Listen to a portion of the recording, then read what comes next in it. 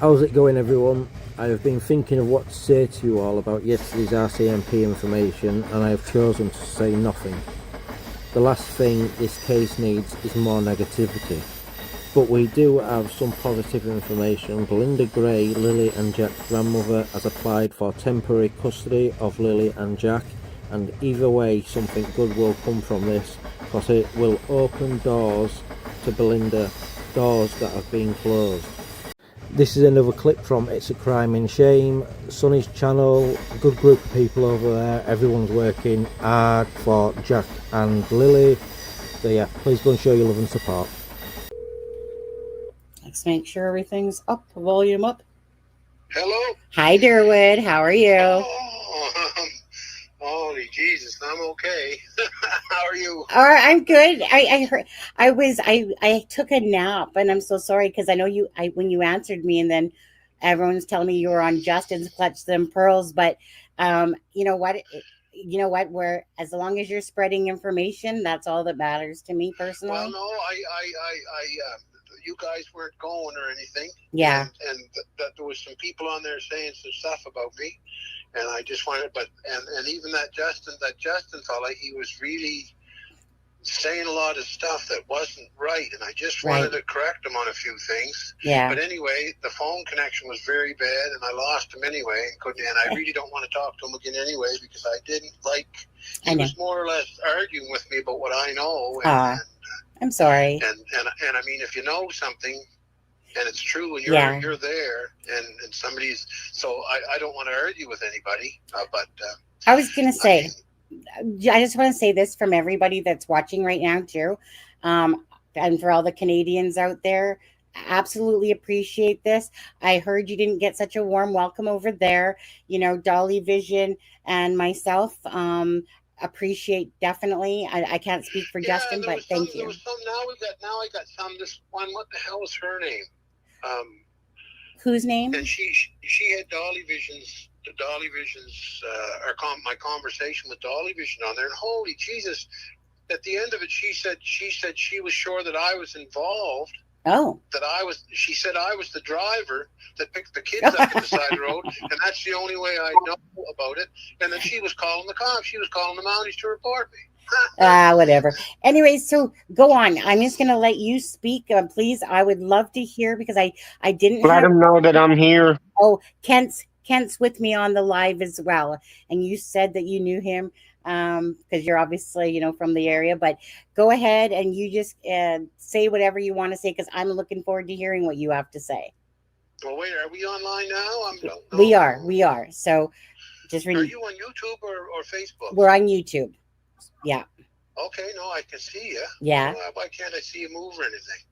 Oh, are you lagging? Oh, I know, because I had the stop button clicked on. See, I told you I'm a technology dinosaur, and I just proved it again. It's all good. I really am. Yeah. So what was going on today? Go on. Let her rip.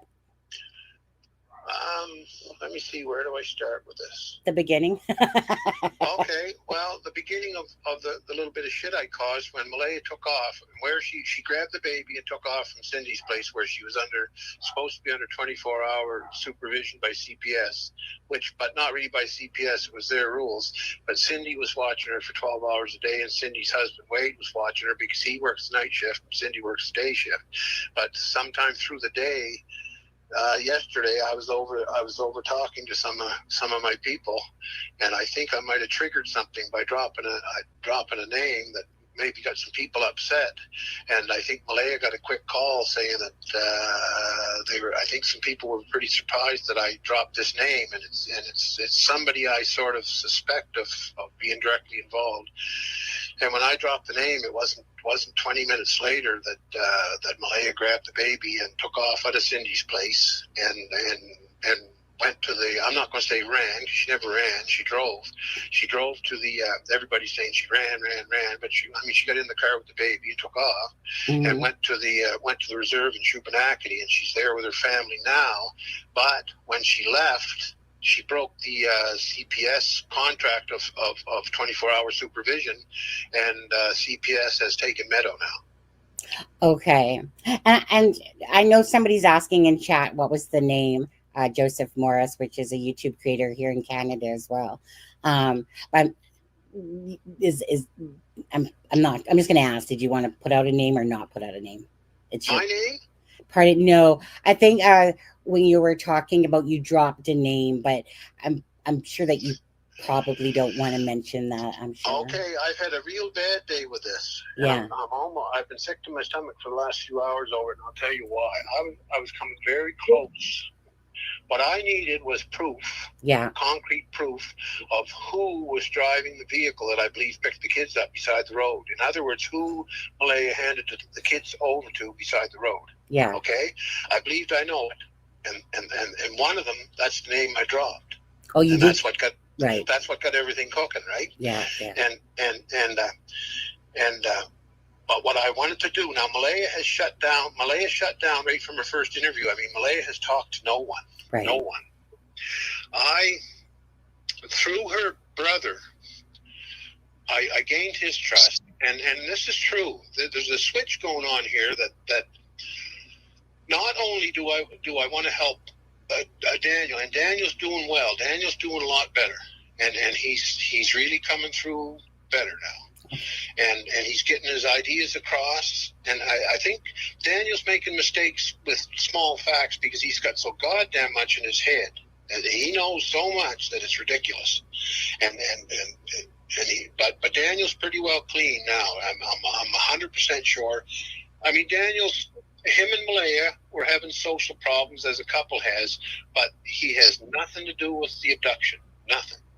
Right. So, and as far as the relationship between him and Malaya, I do not step in between another man and a woman. If anything was going on in amongst the family, that was, as long as the kids weren't getting hurt, I have nothing to say about it, because it was Malaya's choice to stay there, and it was Daniel's choice to stay there. And as far as I'm concerned, they had a good relationship for quite a while. But anyway, yeah. So. Where? Yeah, so well, you were talking about basically you dropped a name and all this commotion started. Malaya took off in a car, and you. No, I can't prove that the name I dropped. Right. I can't prove that, but right. I don't see any other reason. Mm-hmm. You know, and is by this the way, a relative? Go ahead. Yes, Hayden, the half brother. Hayden. Yeah. And he's a nice little fella. He's not a bad little fella at all. He's pretty mixed up. Like, he's got a lot of feelings about the whole situation, and I might as well not get into that. Yeah. But he helped me. I gained his trust. Yeah. And I convinced him that I want to help Malaya. And I got to remind myself, there's something I want to say about Malaya here too. Sure. So he helped me get in contact with Malaya. I gained his trust, and he convinced Malaya to talk to me. We were going to meet later on. I was notified this afternoon that Malaya agreed to meet with me and talk to me, and Malaya trusts me too. And so at that meeting, what I wanted to impress on Malaya, I wanted to have a good conversation with her, because Malaya is the only one that was there, other than maybe the drivers, who can verify to me if my name is right, that I think, or she could tell me who was there. And see, once I found out where I was aiming, once I found out who picked the kids up, well, then the trail's pretty short to wherever they are. Mm-hmm. So, but what happened was, Malaya agreed to talk to me, and I was actually very pleasantly surprised. I thought, we're gonna get this straightened out. We're gonna get this finished shortly. But Malaya apparently was, from what I understand, she was starting to get ready. She told her family on the reservation are the Brookses. That's where her Brooks name comes in. Yeah.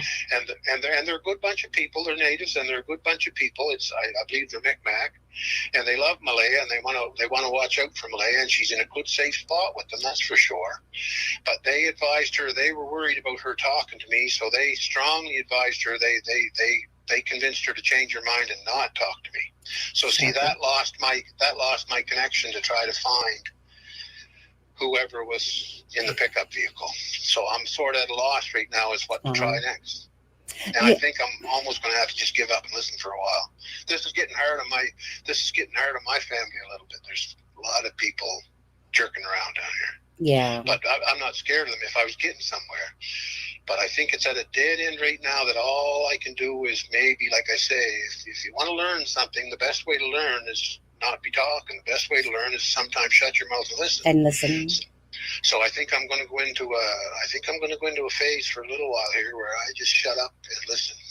Yeah. Well, that's very disappointing because, I mean, it seems like she's easily swayed by others. You know. Yep. So. Please, you're hitting the nail on the head, and you're reminding me the most important thing I want to say, and that I want people to hear. Please listen to this clearly, because I talked to that Justin guy, and I wasn't getting my points across properly at all. And I talked to this. Well, I couldn't talk to this other person because she's just right out the motive. What was it? Motive means and something. Yeah, don't know. Well, she's totally whacked then. That one. That's the one that's going to report me to the Mounties and all that shit. Okay. I don't really care.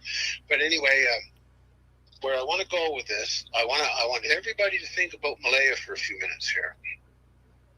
Now, people, I want you to picture this. Malaya's relationship with her previous man that she had Jack and Lilly too, Cody, was very abusive. Okay? And Malaya, to start off with, is a very mild person.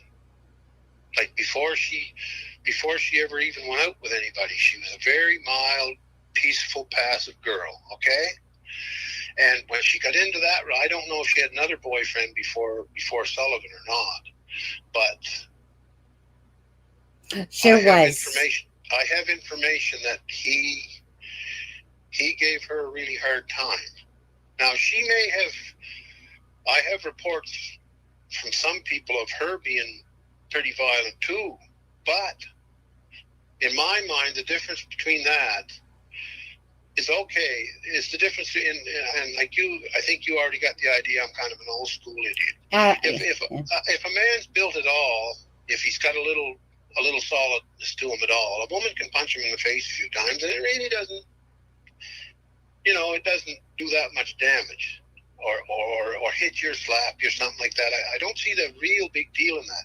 But yet, if you turn it around, a solid man with some strength can really wreck a woman. So that way there, I believe the violent thing has to be between couples, has to be cut out altogether. One rule: nobody touches anybody. That's what I believe. Now, in Malaya's relationship with Sullivan, I believe Malaya might have, tried to slap him a few times, but I don't think Sullivan had much compassion as far as retaliating goes. And by the way, this woman that on this Motives Means site, yeah, she showed Belinda Gray's interview. And she had Belinda Gray down as being involved with the killing and abduction. She's just obviously a whack job. So those Fruit Loops, she's a complete honestly knob job, man. That thing is whack. Lots of them. There's lots of them out there, but don't worry about that part. To tell you the truth, like I so far with my vast experience, you and Dolly are the most sensible to talk to, and that's why I'm talking to you. Yeah, I appreciate that. I'm not going to bother trying to talk to Justin again because I find him very argumentative, and I can't. I'm not going to argue with somebody to prove my points or prove what I know. If they believe me, they believe me, and if they don't, well, they're great. I see a lot of stuff online that I don't believe. Yeah. But anyway, what I want to say about Malaya. Yeah. And I really want to make this. Daniel's fighting for himself now. He's got pretty well cleared. He's out in the open. He's got a lot of information out there going, and people don't like some of the mistakes he's making. Well, that's too bad. Now, Daniel's a young man. He can handle himself. Now, honestly, I tried to give him a hand for a while, and I believe I did help him clarify his position, and I investigated the shit out of him. And Daniel's, as far as this, he's not a perfect husband, but as far as this abduction thing, which is the only thing I'm concerned about, he's got nothing to do with it. Nothing to do with it. Now, Malaya. Like I said, this thing is so overblown. I want you to picture this. Anytime Daniel, if they get in an argument, and I do it myself, I raise my voice, and it bothers my woman if I raise my voice. Right. So I try not to do it. But Daniel's the same. When he gets excited, he raises his voice. Now, you can classify that as abuse if you want. But Malaya being so mild-mannered to start with, and then going through a pretty bad abusive relationship with Mr. Sullivan, and I don't want to blame Mr. Sullivan, because, like I said, you don't step in between a man and a woman. Maybe he had plenty of cause to be violent. I don't know. Now, No. I wouldn't put up with a man being violent to a woman in front of me, but that's... I've been in abusive relationships for a long time. Yeah. I'm in a good relationship now, but trust me, so I do understand what you're saying. But go on, please, Darin. Okay, now, Derwood. As far as I'm concerned, Malaya being so mild-mannered and going through what she went through when she got in with Daniel, and Daniel's a good fella, but I believe she already had some mental issues over the way she was treated. I believe she almost had like a PTSD, and that she was so mild-mannered to start with that if Daniel raised his voice, she went right into panic mode. Okay, so but Daniel never raised his voice very much, as far as I'm concerned. But this is what happened on the side of the goddamn road, and this is why Malaya looked so bad in her interview. She was scared to death. Now, she wanted out of there, and she made a plan to get out of there, but there was other people sort of took it. Like I said, she bitched to the family and told them that she wanted out of there, and she was, they the last little while they were having a hard time, and I found this out, that Malaya's income was frozen for quite a while and seized somehow, and I don't know the particulars of that, but Malaya, I don't think, had any money coming in for quite a little while, so they were living on Daniel's unemployment, and they were fine. So when the financial hardship started adding to her postpartum depression with the baby, and then adding to her mild nature, and then adding to maybe some PTSD from the things just got too much between them. So she made up her mind to leave, but she was scared. The reason she tried, what happened here, she tried to sneak out of there because she didn't want Daniel to get upset. She was scared to death of him getting upset. And that's why she did it early in the morning. That's why she snuck the two kids out. What she planned to do was sneak the two kids out to the side of the road, get them in the vehicle, and then take off down the road. And then she planned, because Daniel was still sleeping, then she planned on going, I'm sure of this now, but I can't 100% verify it, and this is some of the stuff that I was going to verify with my meeting with Malaya if it just would have kept going. I'm sure she was going to go back into the place, pick up the baby, come out, and then her and the baby would be gone while Daniel was sleeping. So she'd avoid Daniel raising his voice, because Daniel certainly loved her and certainly would not want them to go. And what happened was the ones that Malaya was involved with, they're actually not. They're part. A couple of them are part of her family members. Don't forget, she has another aspect to her partial family members, like half brothers and half sisters, and I believe Malaya was complaining to them a little bit, and I believe they were taking it more seriously. Do you know how, you get in a little group and somebody tells a story. Yeah. Well, next thing you know, it's repeated, and then it gets bigger and bigger and bigger as it goes around the circle. Well, I believe that's what happened. I believe her and a couple of her relatives and a couple other of her close friends talked this all over, and they got so excited that they made up their mind they were going to help Malaya get the hell out of there. And then the sort of the plan was triggered, and Malaya, being so mild-mannered that she was scared to death to do it, but she gathered up the courage to bail, and where it failed, and people say, well, why didn't Malaya just leave? Well, she was trying to leave, and what happened was, out on the side of the road early in the morning, she shuffled the kids off, and she didn't know Janie was home at the time. And Janie was sleeping in the trailer, and Janie heard whatever she heard. I think the dog barked a couple times, and I think she heard a car, and I think she heard somebody talk. And see, Malaya she wasn't supposed to be home right then. She was supposed to be somewhere else. So Janie, Daniel's mother, heard this and came out. And here's Malaya standing on the side of the road with her phone going, and it startled the shit out of Malaya, because Janie walked right up behind her and said, Malaya, what are you doing? I think Janie missed that car by about 30 seconds. Right. That's right. Yeah. So that's where the plan fell apart. That's where the plan of her just bailing. She tried to bail, and she was so scared. The exact words I understand were said from a couple. Was Janie said to Malaya, "If I'm wrong, I'm damned." But and by the way, if Janie wants to contact me and tell me that I'm wrong or give me shit, I certainly will take it. I'll take the abuse, no problem at all. Mm. But I've got this from a couple of people. Well, I'll tell you who I got this from. I got it from Daniel and I got it from Logan, and those were the only other two that I could cross-check this with. Right. And so she looked at Malaya, and Malaya looked right guilty because it kind of startled her because Janie wasn't supposed to be there. And Janie said to Malaya, "What did you do?" Now, I think Janie knew that the kids got sent out on a drive, but I don't think she knew what else to say or what else to do. And then, that's when Daniel came out. So that's why Daniel doesn't know just exactly what happened, because first Malaya started. She panicked, and this is all it was. She panicked, and she said abduction. I think somebody took the kids.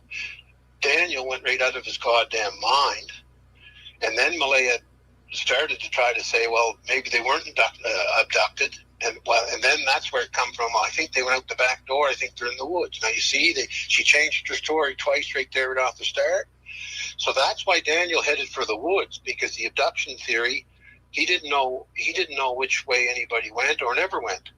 And in his mind, and maybe she said about the woods, backdoor woods first, I'm not sure about that, and that's why Daniel headed for the woods right quick. He ran up by they had a little cabin next door that the kids played in that Daniel made for them, so Daniel went running through the cabin and stuff like that. He thought the kids would be in their little cabin where they play, right?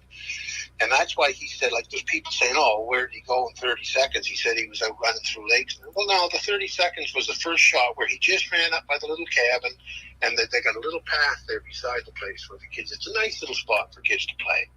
And Daniel checked that first, and then he came running back. And then Malaya was standing there playing with her phone, and from my understanding of it, Malaya said, well, what do we do? What do we do? And then she said, should I call the cops? And Daniel said, yes, call the fucking cops. And then he jumped in his truck and or his van and went looking for the kids. He checked the yard, and then he went up and down the roads. So, that, and by the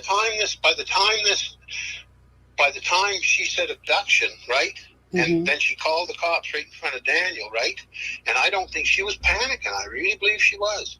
And then she told the cops she thought the kids were abducted. Well, of course, the Mounties stormed out there so quick that they was surprisingly quick how quick the Mounties got there, because I think they were already in the area over something else going on, kayaker or something up the road. But anyway, they were there so quick, and then they got abduction in their head, and then they called in the dogs right quick, and then things escalated so fast that Malaya was just standing there pretty near froze in fear and panic, and things escalated so fast that I think by the time Malaya came sort of back to her out of shock, or that the searches were going, it went too fast for her to back out of it. Right. Now, Derwood, can I just ask you one question? I've been yapping long enough. No. Sure get a chance to talk. No. Honestly, I would rather listen, to be honest with you, because people don't want to hear what I have to say. They want to hear what you have to say because you're part of the family. But do you know how long that Daniel was gone? Because the Brooks side is trying to say that he was gone for 3 hours, and that's No, right. he wasn't gone. No, he wasn't gone for 3 hours at all. Let me think about that, because I checked that timeline. That's one of the first things I checked. Okay. I just think about this for a second. Yeah, because it's like, I mean, obviously that sounds ridiculous that he was gone for 3 hours. Maximum, I think he was gone for between 25 and 40 minutes. Something like that. Okay. If you ever find out the answer from Daniel, just let us know. And again, Oh, listen. Daniel wants to open this up. Good. And he's watching things right now. Like Daniel has verified. He even called. He did quite an interview with Dolly last night, I guess, and I never saw it up until 4 o'clock in the morning or so. and Daniel will talk to you the same as I am. Right now, if you want me to put him in touch with you, or I'm sure he's probably watching right now. So if Dan, put it this way, I'm 99% sure Daniel will be in touch, and if he's not, I'll call him and put him in touch with you. And I'm going to tell you, the stuff he'll tell you will blow your mind. Well, that's just it. So like Charmaine has talked to Daniel through text message. He's personally never answered my messenger ever. And the bottom line is of all this, and you know too, Derwood, that this is about Jack and Lilly. And the only way to get answers is honestly just take the lid off the shit. Just tell it, say what you can. If you can't say certain things, then don't, that are really, if you feel like they're really important to the investigation. But we all know that the RCMP use that same damn ass sentence all day long. Hold it to the vest, hold it to the vest. But for Daniel, for Daniel, like, I know I flip-flop like a fish, but me and Charmaine have always wanted to believe in Daniel because he came off as the most truthful versus what's happening. But because of the, obviously when somebody says something different, but anyways, he got upset with us because again, it was about Malaya. And all I ask of Daniel is, Daniel, and if you're listening right now, you know what? The important thing here is Malaya, okay?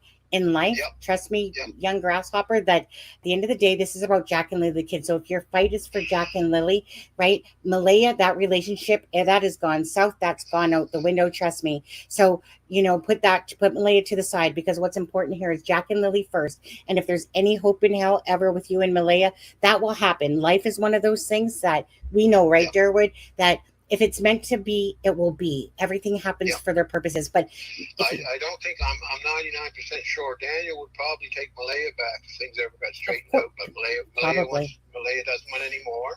And by the way, Daniel will have to respect that choice. I've made some promises to my family that there'd be no goofing around as far as Malaya being protected in that from Daniel if she's scared of Daniel, which I think she's a little scared of Daniel, but not to the extent. But Malaya's pretty confused. She's very confused.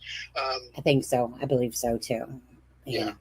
And then, so like I say, what I want to impress on, and listen. Go ahead. If I did get my point across, I really need people to realize Malaya needs some help in this too. And I know it's a son of a bitch, the cost of the search, and that's going to have to be dealt with.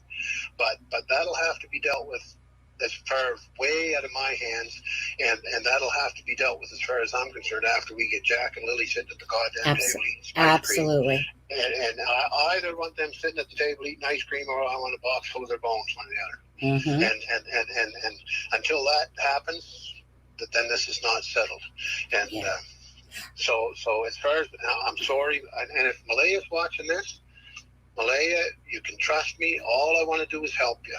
All I really want to do is help you, and because I know how you could get to the point of where you were at, and I know, as far as I'm concerned, it was just a little series of bad snap decisions. That's all she did. So she's not guilty of any big, huge crime. Right. She's guilty of getting confused and insecure and just making a bad decision with people yapping in her face and stuff like that. So I really love people to understand that both of them are human, very human, and neither one of them's a bad person. So that's what I see. But like you said, the focus is on, I want Jack and Lily, and I don't. Now, when this first started off, make no doubt about it, I would have strung Daniel the fuck up so quick it would have made your head spin. Yeah, I know you would have. If it was him that hurt those kids, he was gonna. And his own family, listen, his uncles and them guys out there, the McKenzie boys, they love their kids. If Daniel hurt those kids, nobody else would have had to punish Daniel, because his own family would have. They will not put up with that shit. So you can see in his other relationship, though, that, he always had a kid in his arm in many of those pictures. Myself, to be, like I said, so for me, this was, like, my dad flip-flopped, but I remember watching Sloan Bella, and Daniel had given us puzzle pieces in a sense. And when I listened to Sloan Bella, her line is just like what you were saying. And I was like, oh my God, like, that's it. That's exactly what happened, and stuff like that. But then again, I've been flip-flopping, because I'm like, as much as I always keep wanting to believe Daniel, because, I keep looking for the genuineness of it all. But so again, just for Daniel, if you are watching, Daniel, just speak your truth, dude. If you want to come up here and Now, the talk with problem us. with me calling Daniel is there's no phone reception right in his area. Like when he wants to call me, he has to jump in his rig and come a couple miles down the road to a hilltop hill to get phone reception, right? How far do you So- live from him, approximately? Oh, I don't know. Like, are you talking A about? little less than 20 minutes, maybe. Well, he can come over to your section and get some Wi-Fi over there. Then, now, what I wanted to do, can you hear me still, Derwood? Yeah. Okay. I'll be amazing you here now. I can listen instead of talking. No. Please trust me. Everyone, they want to listen to you, but I do want to ask, or I do want to say something for Malaya. For Malaya personally, I say this. You know, if this was something that went wrong, that went south, Malaya, honestly, just end it. Take accountability for it, you know, and deal with before it gets any worse, you know, and stuff like that on you. Just Exactly. Malaya thinks I think Malaya herself thinks in her mind, she thinks she's guilty of some big crime. And if it came out, if it actually came out and the circumstances were explained, it's a lot more understandable. If it, you know, and like I said, on the internet, everybody jumped so hard right off the start. Oh, Jesus, the kids were abducted. They were sold for a dope bill. They've been sold for sex. It just railroaded so fast on her and Daniel. Like Daniel was scared shitless too at the start of this, man. He was spitting and sputtering and crying. He didn't know what the Christ to do. And I don't know how I got lucky enough for him to trust me, because I got two young fellas. One fella's about the same, and him and Daniel are friends. Matter of fact, they spent a little time together this evening. And by the way, the cops cleared Daniel, but they're still all over him. And the bastards are even on me quite a little. If you want to ask me, go ahead. I really appreciate the way of your ability to have understanding conversation. And but one more thing I want to say is now I forgot what I just wanted to say. I don't know. Geez, I wish I could help you out there, Ken. Did you know what he wanted to say? Yeah, somebody tell me what I wanted to say, will you? You guys in chat. It's like I was listening, and the minute you asked what you were saying, it was like, wait a second, freaking, because you were saying, you basically were saying that, basically, thank you for, I know that you said thank you for, you know, basically listening and stuff like that. But like, I think you've been through a little bit in your life too, and I think you have an understanding of how some things you can't control in your life and some things you have to adjust to, and like either both Daniel and Malaya, they haven't had it very easy. And everybody will come out of this a lot better. We'll come out of this a lot better if we kindly support these two kids, and they've made their mistakes. And if anybody here can tell me they haven't made a bad mistake and they're over 15 years old, there's something wrong with you. Right. So Jesus Christ, understand in this situation, and like I said, if these kids were hurt or murdered or anything like that, or sexually abused, I'd be the first one to take a baseball bat or some kind of tool and straighten things out if the cops didn't.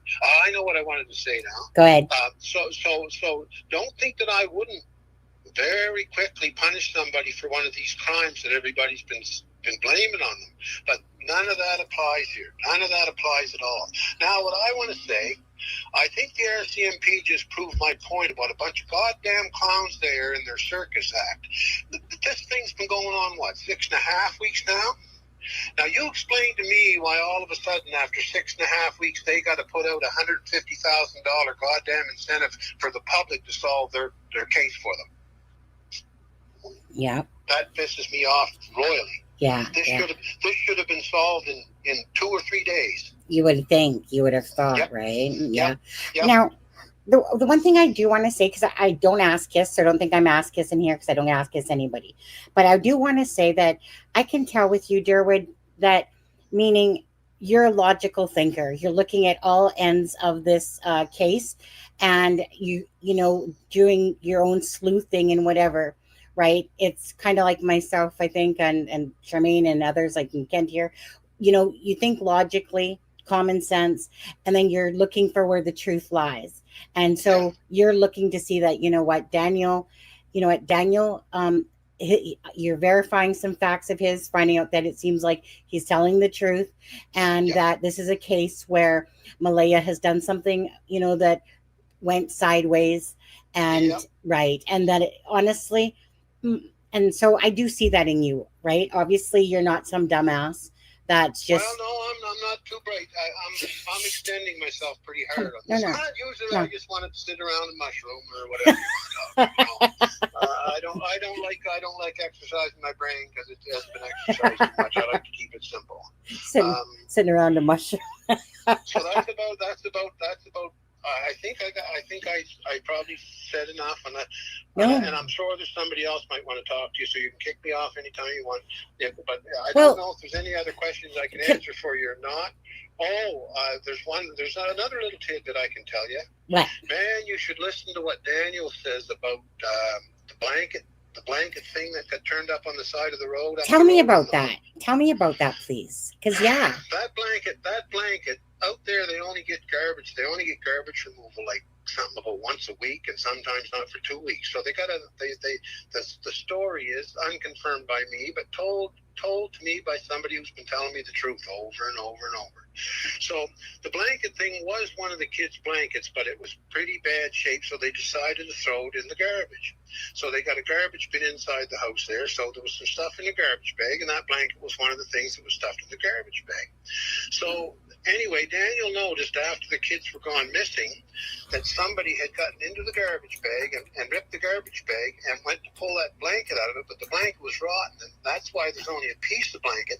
That blanket ended up the road hanging from a tree, and it wasn't there for the first day.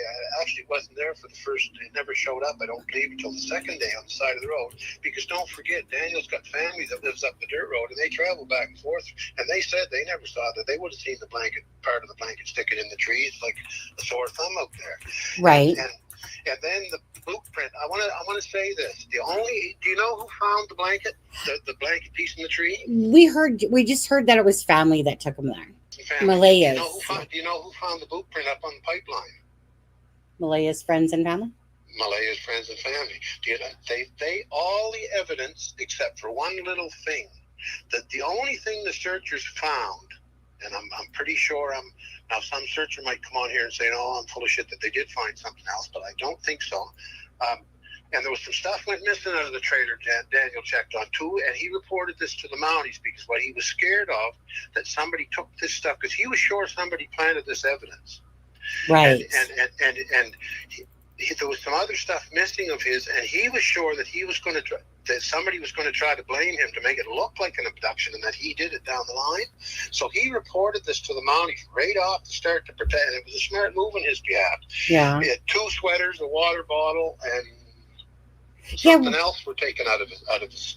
What was it about those sweaters? Because obviously when people listen to it, that it was something like, well, if there's 2 sweat like that. I mean, obviously he was typing in Dolly yesterday and stuff like that, but he's mentioned something about these 2 sweaters, and it's like, well, if they're found with the kids, it almost came across like I didn't have anything to do with it. She took them with her. So what is it about those 2 sweaters?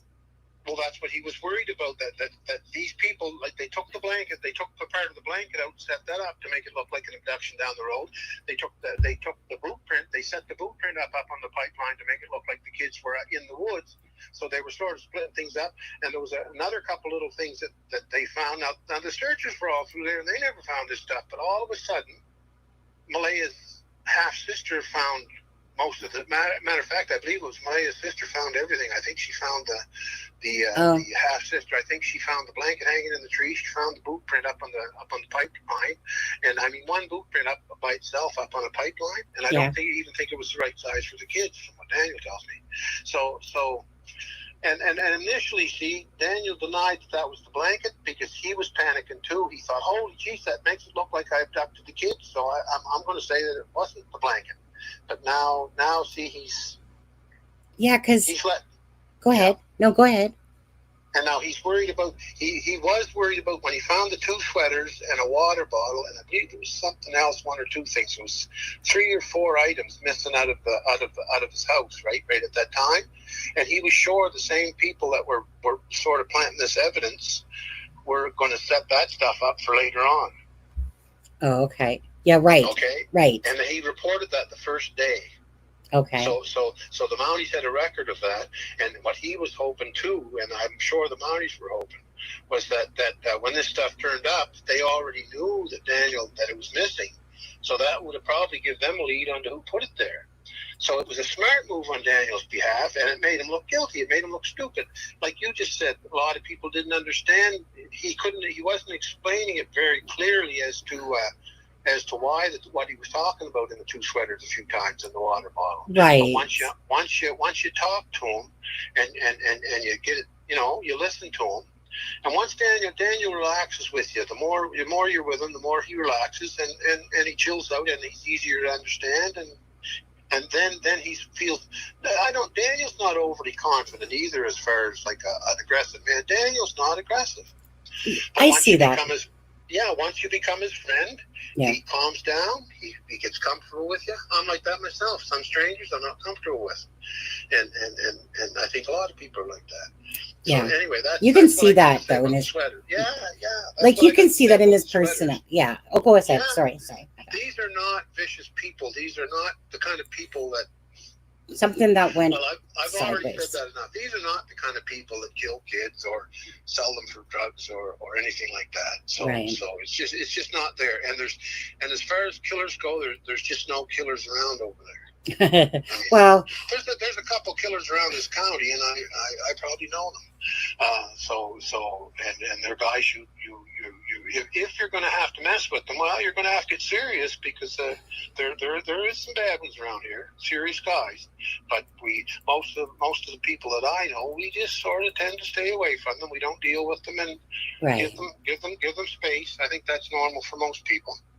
So and like I say, Daniel and his family, the Mackenzie boys out there, I had a little arguments with them over the years, a couple of them, but we smoothed it out. We got along. We never killed each other, and we smoothed it out. And we talk. We're friendly. We meet each other in the mall or something. We have conversation and friendly.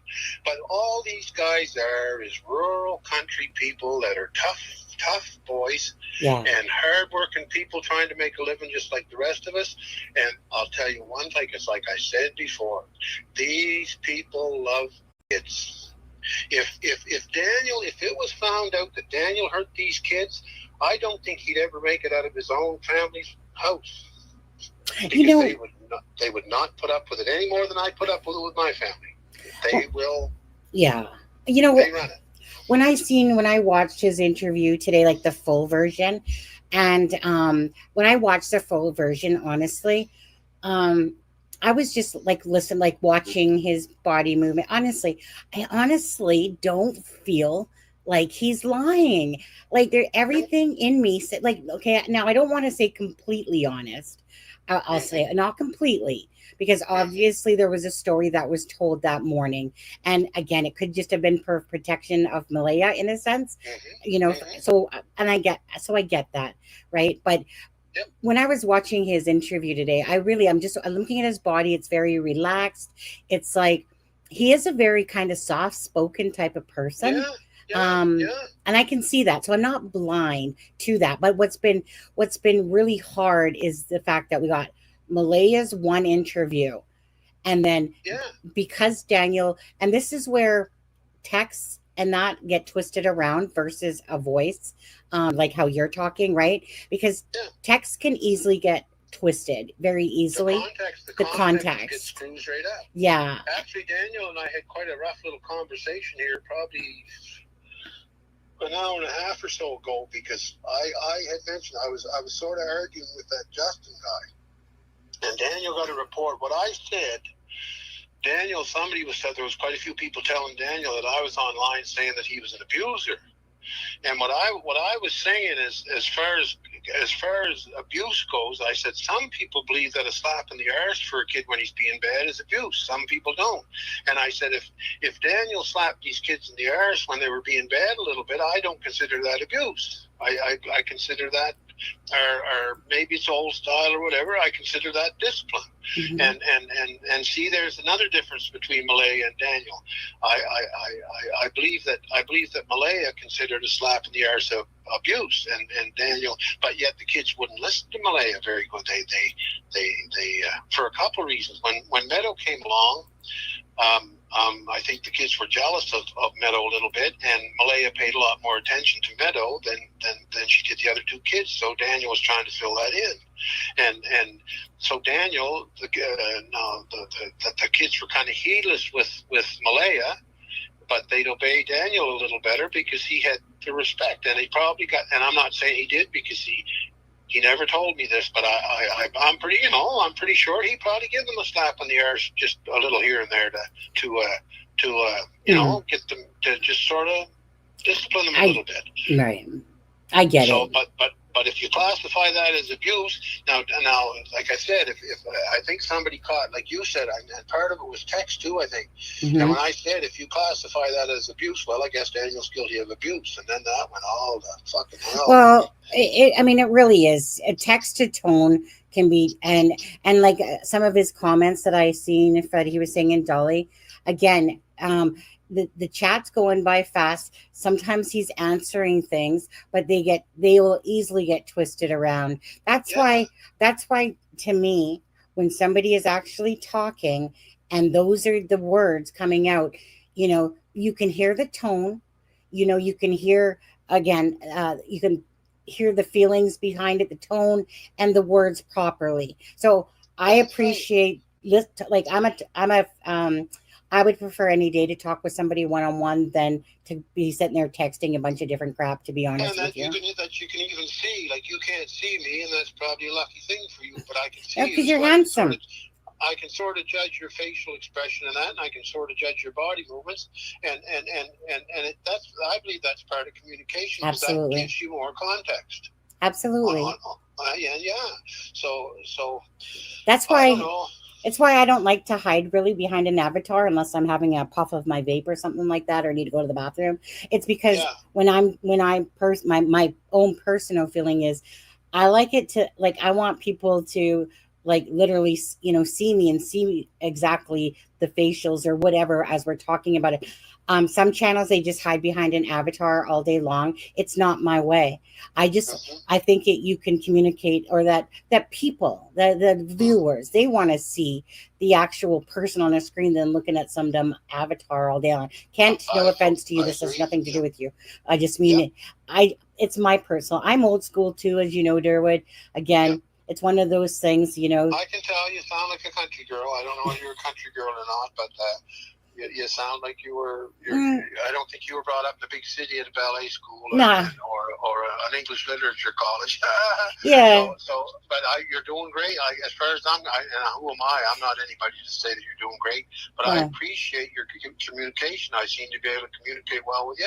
And there's at times that I don't communicate well with people because I got a very strange sense of humor sometimes. Well, I got a great sense of humor, but and I'm not meaning for you to go with the second here, but I know it's getting late there. But you tell Daniel, if you're watching this, you tell Daniel, you get your ass on up here and you say your piece about the case. Matter of fact, I can send him a message on Messenger and hope he gets it. So I'll message him and tell him to try to get on there. We're here for Jack and Lilly and the truth. That's it. If there's information that he legitly just wants to put out there, instead of these, like, these games, we're not into games at all. This is about Jack and Lilly. No, and this is A to Z. This is a serious issue, and it's too goddamn serious for people to be conjecturing and saying a bunch of shit. I know this and I know. Like the first thing, oh geez, it drove me crazy. These goddamn people. I answered a few people, and they were saying, "Oh, did you check the septic?" As if the cops wouldn't check under the trailer. Did you check the septic tank? Oh, did you check under that blue tarp? And did you? Well, I fucking started answering them back, and I said, "Well, did you check the bowl in the back of the toilet? Did you check the gas tank in the lawnmower? Did you? Come on, people, come on." I know. And there was thousands and thousands of them. They keep saying the same shit over and over. But those, for me, right, because like I said, you got to ignore the stupid shit out there, because there are people from a different planet for sure out there. But the more, even those people, they're following the case because they care, even if they have a twisted sense of thought or whatever. Yeah. Okay. There's one chat going by here. This Eliza Knockwood. And I just want to tell her. She said that suspect vehicle should be reported. It's too serious to be sitting on information and holding anything back. And I'd just like to tell her, just because I give the impression that I don't like the cops and the assholes, I can guarantee you that was reported. So don't worry about that. The vehicle suspicion and that was reported. Yeah. The only and it was reported from different people, including Daniel, including me, including some other people. So like I reported. They know everything. They know everything I know, except for the names of the people that I believe are the best candidates that were in that pickup vehicle. Right. And I won't tell them that because, number one, until I prove it, it's only speculation. Yeah. And I don't want to accuse anybody of something that I'm sure they never did. And the other thing is, okay, and by the way, the Jordan, I think he's one of the head guys in the major crime unit. Him and I had a pretty stiff little conversation for a few minutes. He was pretty dirty at me. He threatened me with holding back evidence and interfering with Who did? He was interfering with an investigation in that because I wouldn't tell him my suspected names in this, right? And I wouldn't tell him how I came to those conclusions because I told him stuff before and I don't think they acted on it. But and that's not the main reason I wouldn't enlighten them on that. The main reason I wouldn't enlighten them on that, and I said directly to him, I said, okay, I'm going to tell you why. I said, you can charge me if you want. We'll see you in court. And I think you'll be pretty well laughed at a court because my claim will be that you're expecting me to tell you speculation with no proof. So right. I don't think the charges are going to fly for you. So as far as I'm concerned, go do what you got to do and see you later. Yeah. But then he said, well, why? Can you tell me how you came to this conclusion? And I said, no, I'm not going to tell you that either, because I said I never even finished the conclusion yet. But I said, okay, say I drop a name on you right now. Okay? He said, yeah. I said, what are you going to do if I drop a name on you right now? He said, well, I'm going to go investigate. I said, by investigation, and all you have is a name, you're going to go speak to the person and interview them. Am I correct? He said, yes. I said, so, okay, let's say that person is the driver or is a person that was trained in the pickup vehicle. You're going to go talk to them and they're going to deny, no, I wasn't anywhere near there. No, I wasn't in the God. You think they're going to admit it to you? And then when they don't admit it to you and you walk away from there with your goddamn finger stuck in your goddamn ear, what do you think they're going to do? Yeah, they're going to fucking well call the people they took the kids to, and then the kids are either going to be shuffled around, moved again, or else maybe they'll panic and think we got to get rid of those kids because somebody's on to us, and that's what I feared. We'll get rid of those kids, we'll get rid of the evidence. And that's why I went on Dolly first, and that's why I think I even said it on yours. I threatened the people. That's why I was kind of ignorant and harsh, and I told them, you fucking idiots, to have those kids. We are closing in on you. And if I could have talked to Malaya, that's what I was talking about. I was coming awful close. And I told them online, I said, I swear good too sometimes. I said, you fucking idiots that have those kids, you really got to think about this. We're zeroing in on you. We already almost know who you are. So if you panic and hurt those kids now, we're going to find you anyway, and it's only going to go a lot worse on you. So your best bet, I'm telling you we're coming, you know we're coming, your best bet is to take those fucking kids, put them out into the daylight, bring them to a place where we can get them. And I even told a couple people, and I didn't do this online because, well, the cops want to fucking shoot me anyway. I told a couple people that are friends of the people that I'm suspicious of, to get a message to them, that I'd make a deal with them, that if they handed me over those fucking kids, I would guarantee them that I would never open my mouth where the kids came from. Right. And I knew if I did that, if that would have worked, I knew I was going to take a beating, but by geez, we'd have those kids. That's all we want. That's all we want. So the whole thing fell apart when Malaya's family advised her not to talk to me.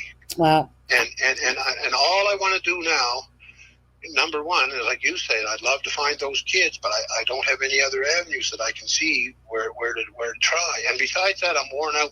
My woman's pissed off at me because I've spent a lot of time on this, and it's upsetting her a little bit. It's upsetting her life a little too much, and yet I'm OCD. I can't seem to let it go. I should. You know what, and I get it. I honestly, like, for me personally, it's one of those things like, I mean, I've put myself into a lot of this case, and I've probably worn myself out for sure. That's why I needed a nap today, because I'm doing it regardless. I'm doing it for, Belinda, but obviously it's because we care about this case. But, Belinda, I just always, I've appreciated the information because it's about Jack and Lily, and I appreciate. Go ahead. Go ahead. Okay, one thing here now. I just struck me. It might be a good move. I might seem like a fool. I'm not really worried about looking like a fool by trying some of this stuff, because it just might pay off. So if people on here want to think I'm a fool or an arsehole, well, that just carry on. I want to say now that I'm online here and that we got some attention. Yeah. I want to tell the people, okay, I'm screwed up right now. I'll tell you the truth. If you have the kids, my link to find you is broken right now, maybe temporarily, because Malaya is not going to talk to me. And she's the only one who knows who you are, for sure. I want to tell you this. You're in a bad spot. You've got 2 kids that everybody and their dog is looking for, that there's a big reward up for now. And if you're not nervous, you're a goddamn idiot. And if the wrong people find you, you won't have to worry about the police or anything else. So this woman here has my phone number. So if you have a brain at all, I think you've got to be nervous, people, holding on to these kids and hide them. You've got to be starting to get nervous. So if you're nervous and you think the shit's going to hit the fan, I know you don't want to give them to the cops because you'll be exposed and you're going to be in a lot of shit. So I don't think you really know how to move these kids out. I'll make you a deal. This woman knows my phone number. If you notify this woman and set up a place where I can pick up those kids, I'll pick up the kids anywhere you want, anytime you want. And I'll come and get the kids, and I swear to God, I don't care what the RCMP do to me or anybody else does to me. If you give me those kids, I will never utter your name, your face, or they'll never know where I picked them up. The kids back. Okay? That's my message to you people. If it's getting through to the people that have these kids, please give us those kids. And as well, yes, absolutely. And I get it. So, like, meaning I know that your heart and soul's into it. I can tell, I can hear it. And I know, from just, again, I do things because I'm a deep empath and I truly care. And it makes me actually want to, just like with Belinda. Do you imagine what it would feel like to walk out with those kids in your arms? Absolutely. Boy, oh boy, oh boy, that would be the best. And like everyone wants that. That would be worth a life. That would, boy. Absolutely. So anyway, I'm done. I'm done with my bullshit. I'm tired. Yeah. Can you do me a favor if you don't mind? No. Derwood, can I just let Kent ask you a question before you head off? Because sure. But I honestly, do what you need to do. Follow your heart regardless. Okay, regardless with this case. Just follow your gut instinct in your heart, And I guess if your wife's upset, you tell her that you're just following your heart to what you're doing because you know what you're doing is right. But if you need to step back for a minute, again, but do you mind if I let Kent ask you a question before you go? No, I don't care. I don't know what else I can answer, sure. But I'll answer anything I can. Kent, did you have something that you wanted to ask, Derwood? Maybe he fell asleep on me. Oh, that's Kent Corbett, the junkyard guy. Yeah. Scrapyard guy. Yeah. No, he can ask anything he wants. Kent, this isn't the time to fall asleep, dude. I probably put him to sleep. Hold on, let me just see. Hold on. I Kent, are you there? Yeah. Oh, so I had muted your mic because it was making noises. Did you want to ask Derwood something? Well, I just want to say that earlier, and I'm not defending them, Derwood. Don't think that I am. But when you were on Justin's, I was in the chat, and I just want to say that Justin was trying to catch up on the story from last night because he never heard what you told this channel last night, and I think he should have just let you, and like Sonny does, is say, okay, tell us from the start, because we weren't, and he has more subscribers than what Sonny does. He should have let you just go on from the story from the start instead of jumping in and trying to get specific answers for specific questions. So that's all I want to say about that. He did sort of kick my frame of thought around, and that's probably me being a little simple, because if I start on a track of thought and it's kicked off, sometimes I'll lose it and end up in the wrong note. And Ken, listen, I thought Justin was a nice guy, and I have no problem with him at all, none whatsoever. I appreciated him listening, and our phones were screwing up bad. Yes, and that's the other thing I was going to say, is the connection wasn't great, but I just want to say, and like I say, I'm not standing up for him, but I want you to know that everybody appreciates the information that you're giving us. And the point that I want to make about the search is, because you're from Pictou County and you know yourself, on if this plan that was hatched would have happened on a normal time, then it might have been a 5 or 6 hour head start before all these searchers arrived. But because they were already in the county on that kayaker's body search, exactly, the Mounties everybody was on site. Like, the Mounties were there within 12 minutes. Yep. And the searchers were there within an hour. And I think that just made Malaya said, holy smokes, like, what a response. But they didn't know that other situation was going to be going on that week. So you're right on the money. That's exactly what happened to Malaya. She's insecure, and she was worried. She was under pressure, and she made a bad decision. And she had a couple friends yapping in her ear that were making her more confused. And you're right on the money. If things wouldn't have happened so fast and overwhelmed her, you're just right. She might have been able to back out of it. Exactly. I'm so glad you said that, because that shows me that I got my point across about that. And I'm thanks for understanding that. And as far as Justin goes, tell him I tried to call him back. And no, he was there. And like I say, it was just connection, but I just didn't want you to have a bad impression of him, because, like I say, it was more or less that he didn't have the info that some of the people in the chat had, but not everybody, because not everybody that watches Justin's channel watches this channel. And so therefore that's where things get lost, right? Exactly. And if this lady wants, if Justin wants to take, I don't know how you do it, because like I said, I got a flip phone and I can barely run that. Yeah. I'm surprised that I can get this connection going. I'll tell you, I was on another thing called the morning show. Kent, hold on. It's because you guys are over talking each other now because of the lag. So sorry. Let Derwood here finish what he was saying. No, I was just saying. Excuse me, Ken. I was just saying that if this lady wants to take, or if Justin wants to record or take what I said tonight and use it on his channel, if it's all right with this lady and Justin, of course. Please go ahead. Justin, I don't copyright strike. I want awareness. That's the main thing. That's why I really don't do anything I don't do that stuff. I don't play those games, because this is about the murder and then the missing. And only a selfish person would copyright strike you when you're dealing with the murdered and the missing. No, that's fine. Whatever you guys decide. I just feel satisfied to know that I've across.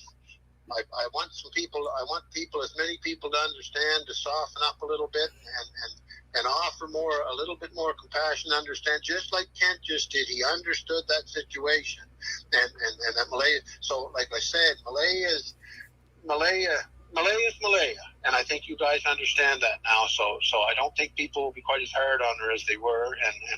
And if she's listening, if you call me Malaya or whatever I can do to help you, I'll do whatever I can to help you. You tell Daniel to get his ass up here, and you tell him just to tell us straight out about the day, and as much as he can. That's what I would. Derwood, before you come on, Just the details. Well, yeah, go ahead, Kent. Sorry. Derwood, before you come on, I said the same thing to Sonny. I said, and I thought we were live, but we weren't live yet, so I will say it again. I make the plea to Malaya and her family that as you laid out the situation, if that is, and as that is what maybe of what happened, then the people of Pictou County and the people, I believe, of the rest of Nova Scotia. I can't speak for the rest of Canada because I don't know them, and I can't speak for the USA because I don't know them. But I know the people of Pictou County. I know the people of Nova Scotia. If this is what has been happening, come out now. We will be behind you. We will get you the support that you need and the help that you want. Way to go, Ken. Way to go. Yeah, just want Jack and Lily back. That's all. That's it. That's it. However they come back, just want them back. Simple as that. That would mean, like, you have no idea.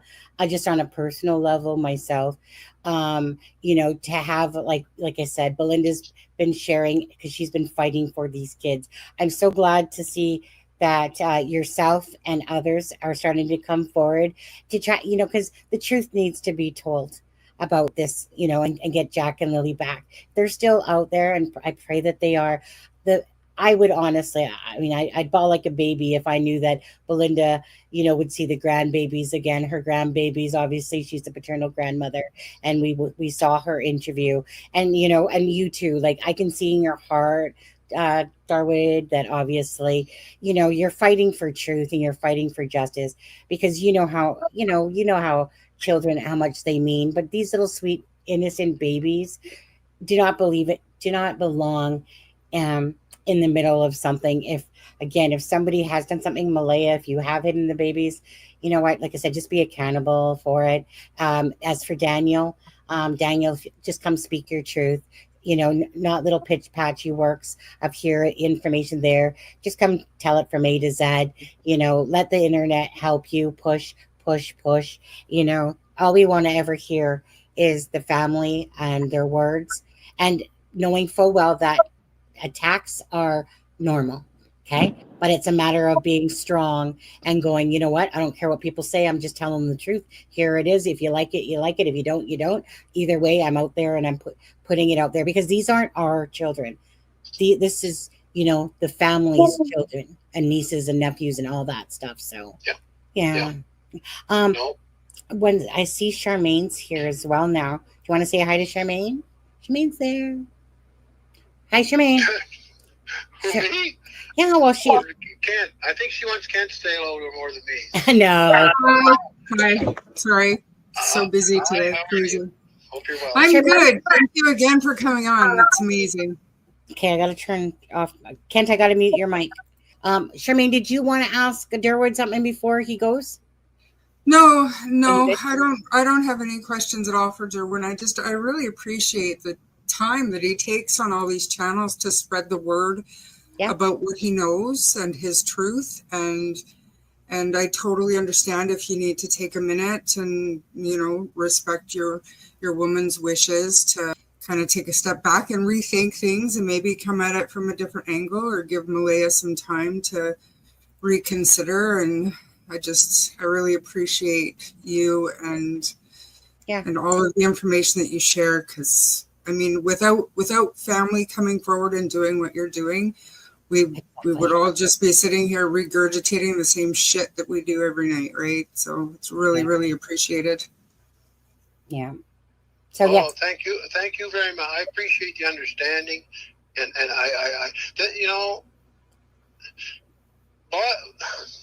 no, it's all good. It's all good. It really is.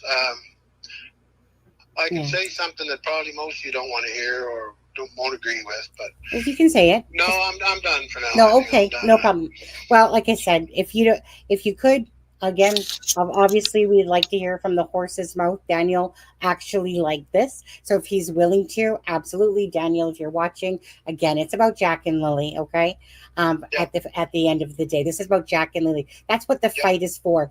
Anything to do with any culpability to this case, that's a whole different matter. At the end of the day, you know, people just want to understand what happened to Jack and Lilly. And if they're still alive, please, whoever has them, just release them. Whoops, sorry.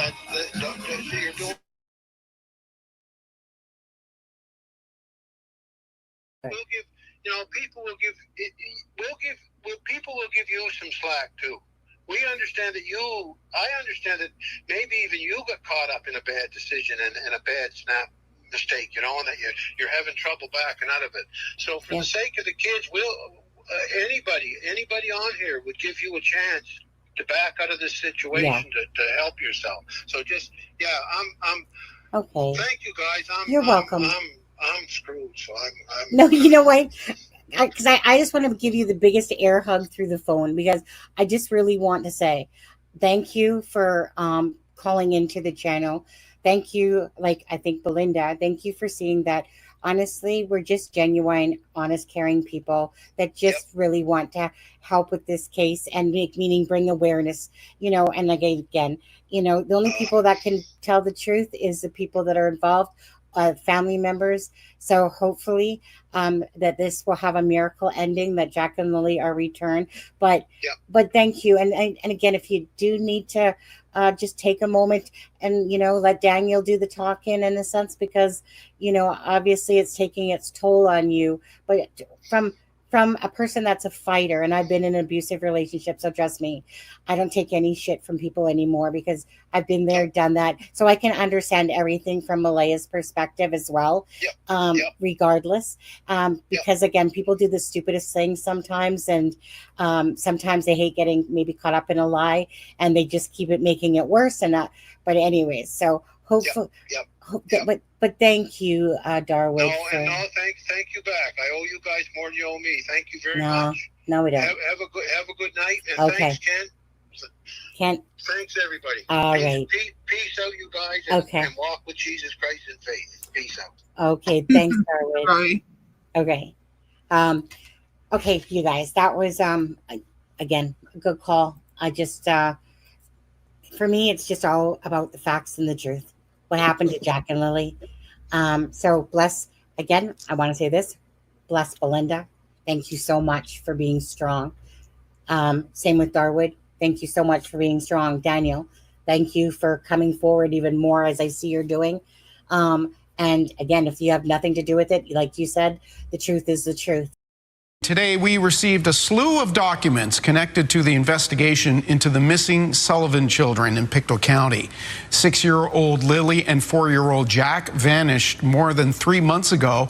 Hundreds of pages of just released court documents shed light on what police discovered.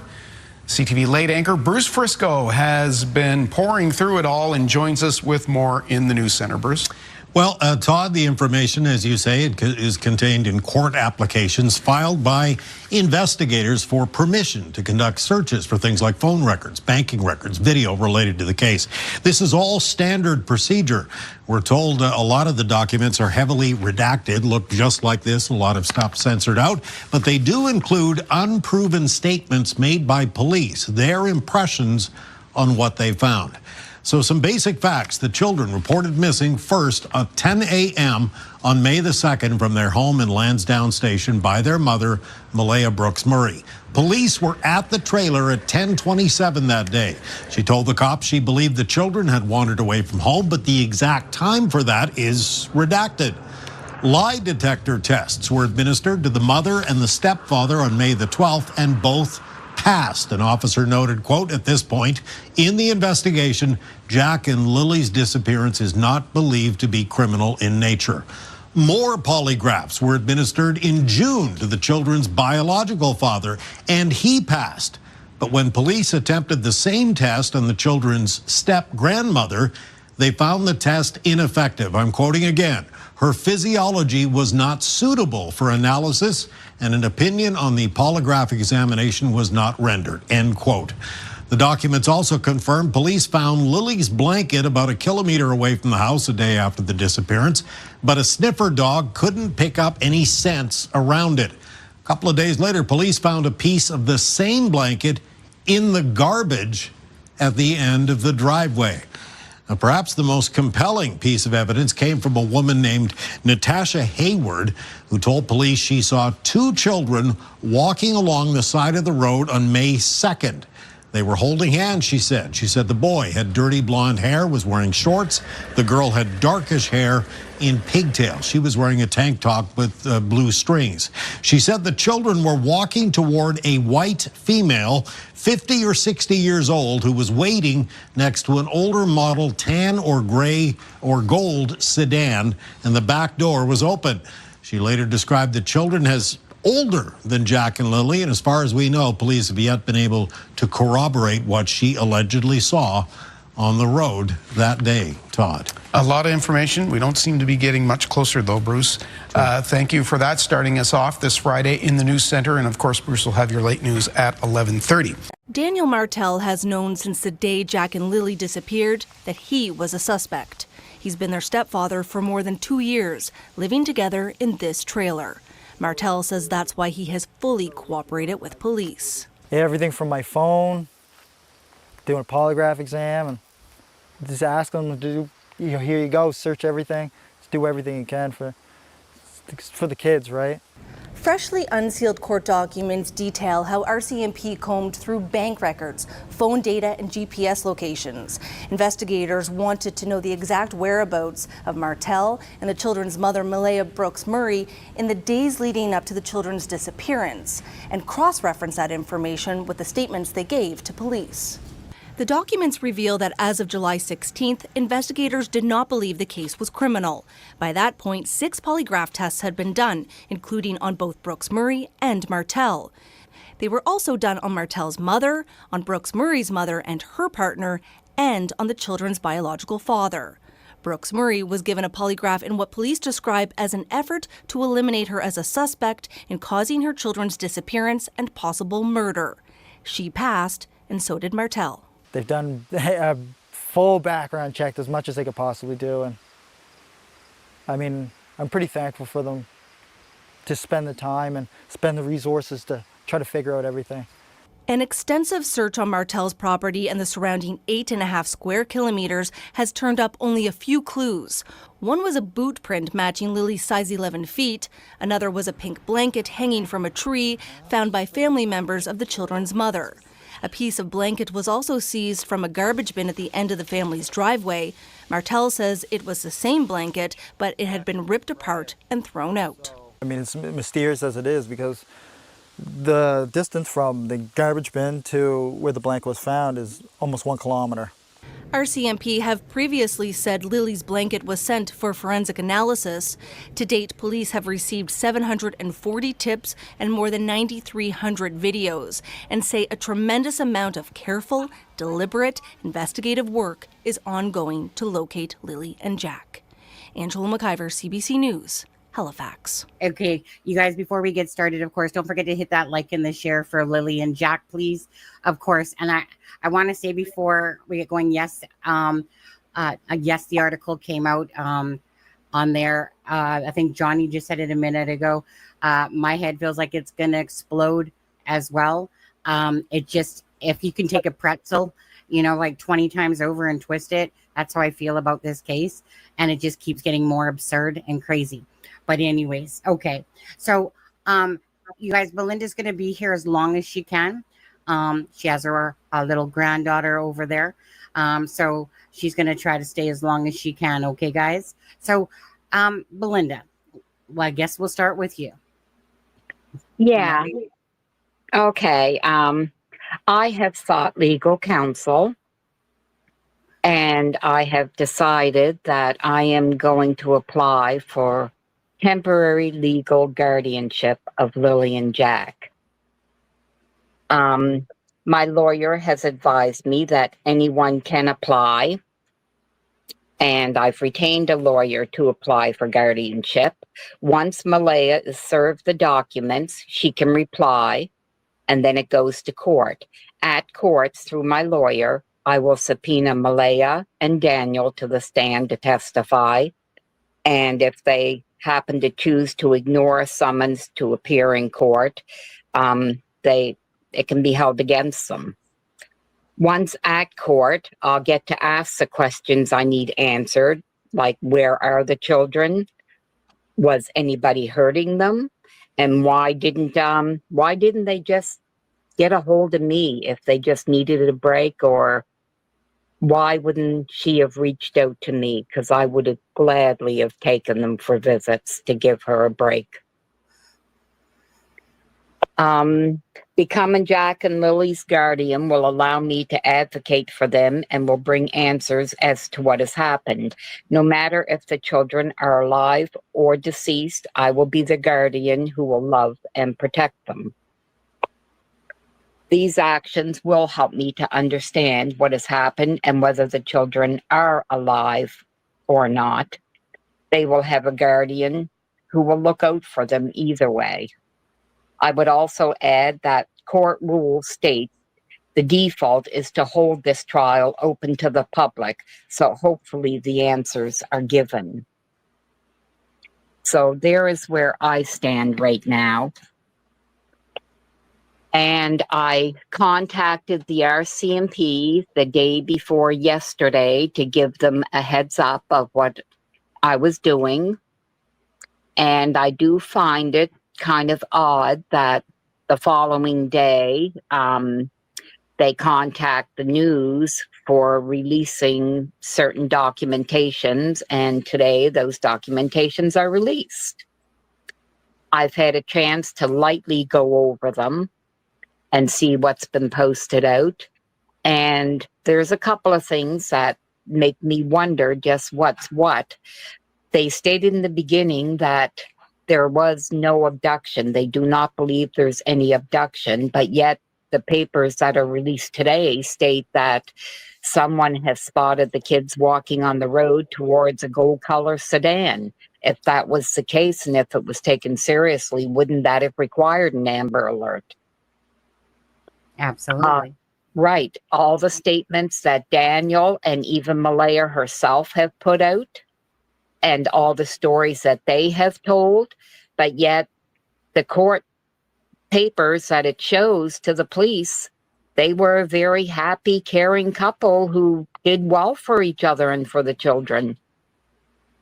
So like you, Sonny, I'm in a pretzel mode, and I really don't know where it leads, and I'm hoping by applying for guardianship, it would allow me to have further access as to what is going on in this case. Absolutely. Yeah. I was going to say, did you like that? What's your thoughts on this? Because, and again, everyone's in chat saying, you know, Godspeed, Belinda. Belinda, you were the bomb. You know, of course, everyone on chat's in support of this. Mm-hmm. I'm absolutely in support of you, Belinda, for doing this. I think it's a wonderful move. I think it will make things much clearer for the other people involved that these children aren't going back to them. And actually, by a stroke of luck, one of the things that I wanted to talk about actually was custody, but I was looking at Meadow more. But these things, you know, they apply equally. So I think it would be an absolute miracle if either Daniel or Malaya were able to get custody returned to them of any of the three children, if I'm honest. And I think from your perspective, it sends out a really clear message. These children have got somewhere to come home to where they will be loved. Yes, and they will be cared for. You know, when the latest article, I think the reason that they've made reference to the tip about the children being seen is because it has been widely publicised. But when you actually look at it, it says the lady thinks that they're like 9 and 6 or something. Well, that's not Lilly and Jack, is it? So it's no wonder they didn't put out an Amber Alert following that. So I think that's a bit of a red herring. I don't know, because a part of me now thinks, I mean, it's for their size. Maybe she just wasn't good at telling their age and seeing the description. It's a pretty distinct description of hand in hand and going towards a gold sedan with a dark curly woman to be in her 50s to 60s with the back door open waiting. That's pretty descriptive. Yeah. I will say to Belinda and the family members that are fighting for Lilly and Jack, maybe you should all have a conversation about having a private detective work the case for 1 week. If you get the right person, it could be worth it, but it's now or never. But that's just something that's been in my head all day, so I could be wrong, but definitely worth talking about. Take care everyone, and thank you for all the support I have received.